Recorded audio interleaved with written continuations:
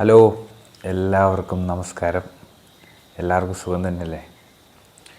അപ്പോൾ ഇന്ന് ഞാൻ ജനനായകൻ സിനിമ കാണാൻ പോയപ്പോൾ രാവിലെ 10:45 ഷോയ്ക്കാണ് പോയത്, അടിമാലി മാതാ തിയേറ്ററിൽ. അപ്പോൾ ഞാൻ ഓൾറെഡി ബുക്ക് മൈ ഷോയിൽ ടിക്കറ്റൊക്കെ ബുക്ക് ചെയ്തായിരുന്നു. കാര്യം എന്ന് പറഞ്ഞാൽ ബുക്ക് മൈ ഷോ വെച്ചാണ് ഞാനിപ്പോൾ എല്ലാ സിനിമകളും കാണുന്നത്.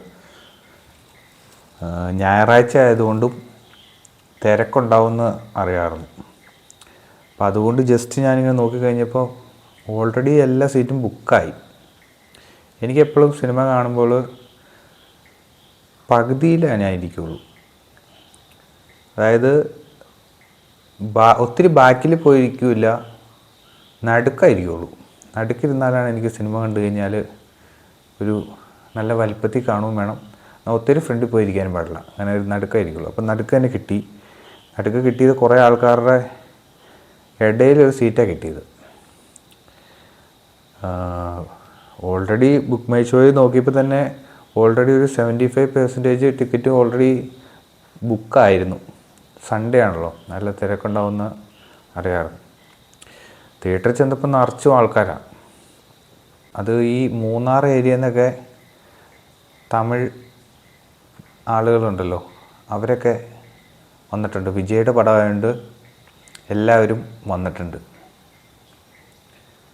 അങ്ങനെ എൻ്റെ ഈ സൈഡിൽ, അതായത് എൻ്റെ റൈറ്റ് സൈഡിൽ 2 പെൺകുട്ടികളുണ്ടായിരുന്നു. ലെഫ്റ്റ് സൈഡിൽ ഒരു ഇച്ചിരി പ്രായമായിട്ടുള്ള ഒരാൾ. അങ്ങനെയാണ് സിനിമ കാണുന്നത്. സിനിമ തുടങ്ങി. സിനിമയുടെ കാര്യം പറഞ്ഞു കഴിഞ്ഞാൽ ടൈറ്റിൽ കാർഡ് അടിപൊളിയായിരുന്നു. Title card CM Vijay, Thalapathy, അതൊക്കെ അടിപൊളിയായിരുന്നു. അതിനുശേഷം എന്ത് സംഭവിച്ചെന്ന് വെച്ച് കഴിഞ്ഞാൽ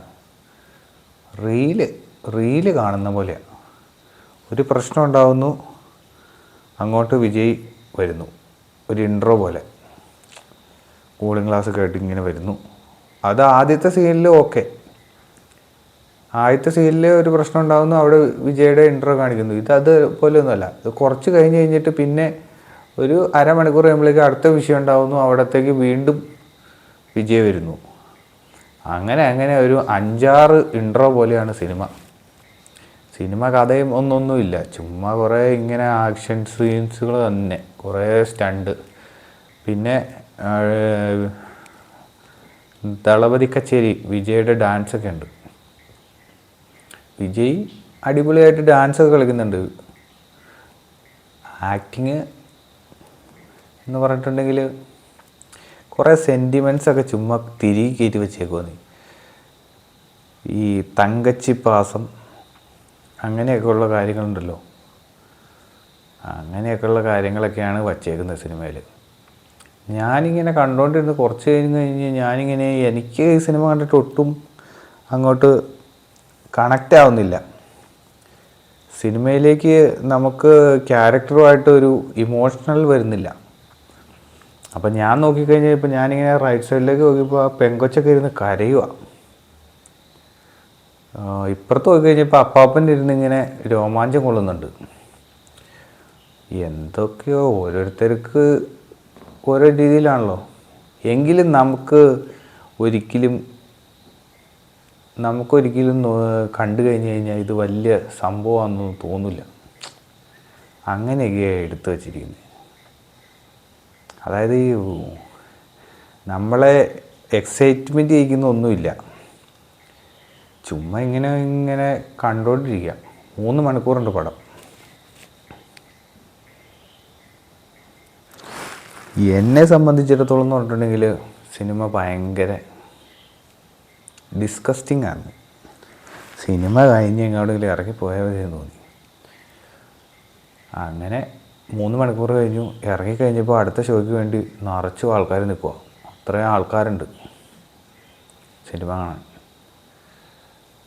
സിനിമയിൽ നല്ല രീതിയിലുള്ള ബഡ്ജറ്റ് ഉള്ള സിനിമയാണ്. സിനിമ ഓരോ സീനിലും കൊള്ളാം.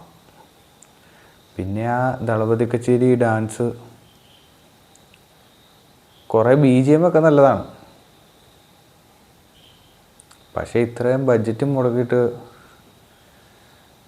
നമുക്കത് കാണുമ്പോഴേ തമിഴ് ആളുകൾക്ക് ഇഷ്ടപ്പെടും, മലയാളികൾക്ക് അത്രയ്ക്ക് ഇഷ്ടപ്പെടാൻ സാധ്യതയില്ല. ഇത് ഈ മാസ് മസാല പടങ്ങളാണല്ലോ. മാസ് മസാല പടങ്ങളൊക്കെ ഇങ്ങനെയൊക്കെ സിനിമ ചെയ്തു കഴിഞ്ഞാൽ നമുക്കൊരു പുതുമയില്ലാതെ ഇങ്ങനെ എന്താ പറയുക, മൊത്തത്തിൽ എനിക്ക് ഭയങ്കര ബോറിംഗ് ആയിട്ട് തോന്നി കേട്ടോ. നിങ്ങൾ കണ്ടു നോക്കിയിട്ട് അഭിപ്രായം പറ. ഓക്കെ, വേറെ ഒന്നുമില്ല.